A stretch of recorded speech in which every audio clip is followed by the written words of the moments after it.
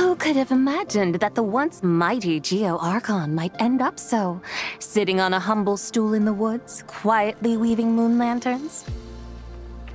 You really do look like an old man now. This is a Shao lantern, not a moon lantern.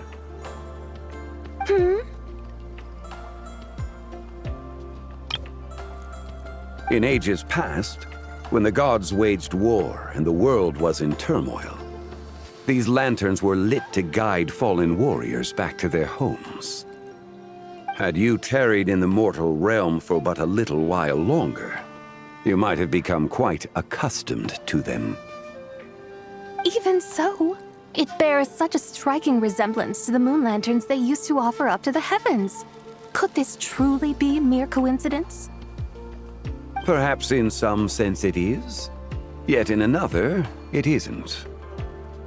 For instance, who is to say that some of Langan's magnificent jade did not become part of the very foundations upon which Liyue Harbor now stands?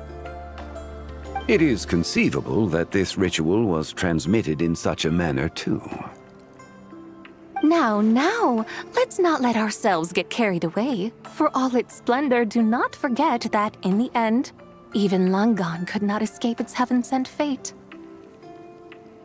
Alas, it is just a pity that the little creatures of this world may never again lift their eyes to the moon, even should misfortune befall them.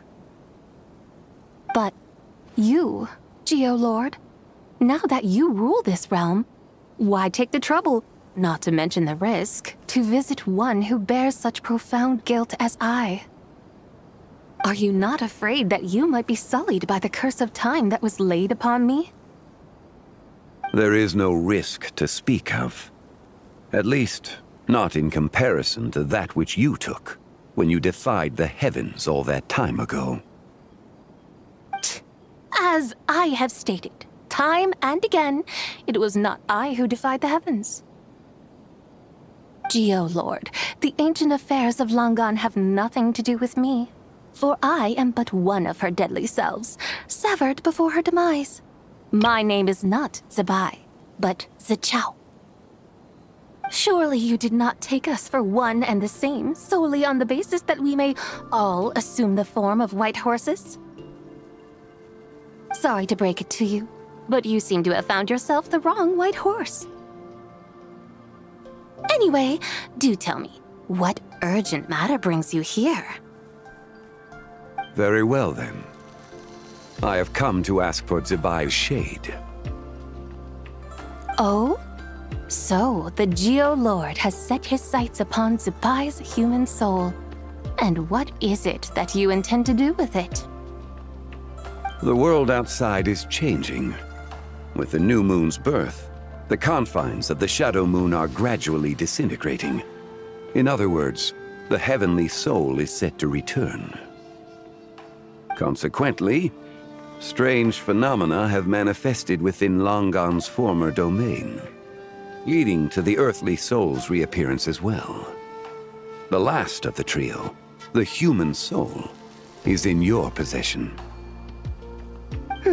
Most intriguing. My intention is to gather all three together, so that an old friend may finally make her return. I must admit, it seems that some remarkable affairs are coming to pass in the outside world. Yet there is one thing you seem to have overlooked, Lord of Geo. Back in the day, it was you that freed me from that painting. And afterwards, I took up arms in your name.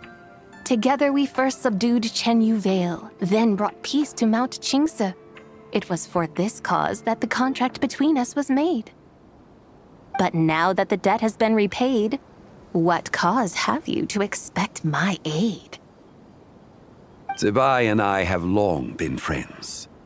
Given not only that you were manifested from a corrupt desire within her divine form, but that you also possess a fragment of her soul, how can you purport to be the wrong white horse? I think you'll find that we are now as separate and distinct as any two beings ever were. What once shone with radiant purity has long become dust. What you see is no longer what it was. Oh, great Lord of Geo. Should this still be unclear to you, I bid you take your leave.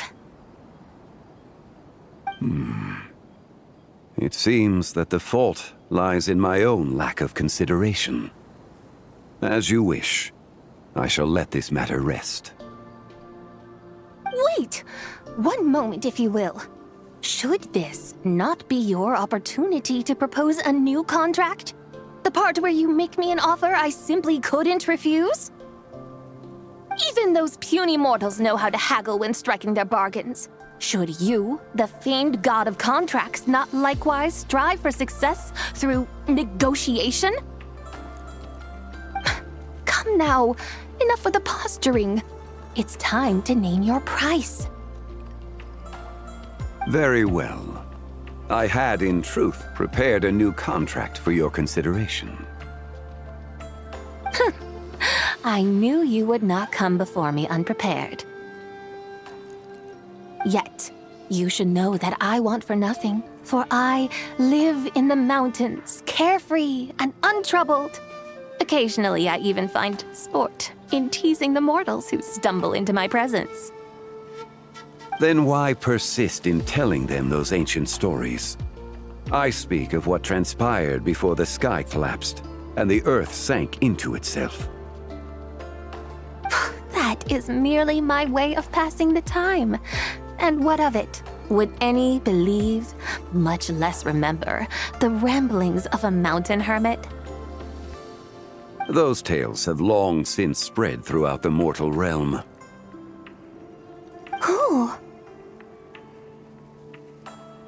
Should my words prove insufficient, I invite you to see the world for yourself.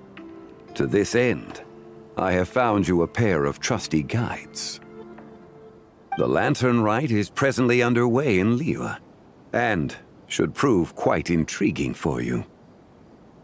So this, then, is the contract you have prepared for me? Indeed it is. Think of it as a contract for a one-day festive excursion. Surely you do not hope to offer this in exchange for ZIBAI's shade. The foundation of my very existence for a little excursion seems a little steep, wouldn't you say? Why not see for yourself? You can always decide afterwards. The final determination, of course, shall rest with you.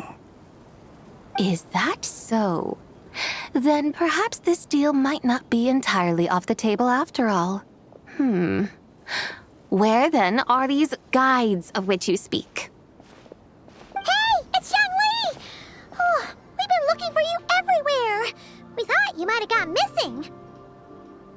You're here. So these are my guides. Well, well. They certainly look the part, I'll give you that. Guides? Oh, you poor innocent little creatures. The benevolent Lord of Geo has soaked you to me, which means that for the rest of this day, you belong to me. Sold us to you? Just what have you gotten us into, Zhongli?